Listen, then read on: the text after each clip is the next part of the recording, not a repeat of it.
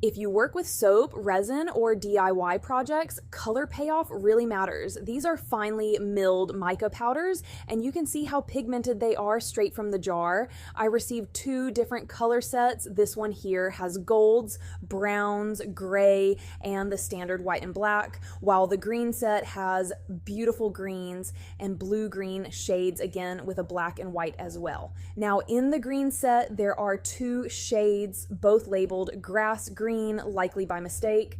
Once they're opened, you can clearly see their different colors and tones. For this batch of soap we're making, we chose one color from each set.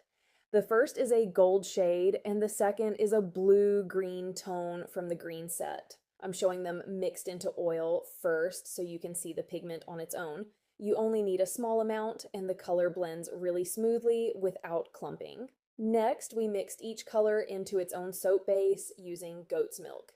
Goat's milk naturally softens and mutes color, so instead of shimmer, you get a more creamy, subtle finish, which is exactly what you're seeing here.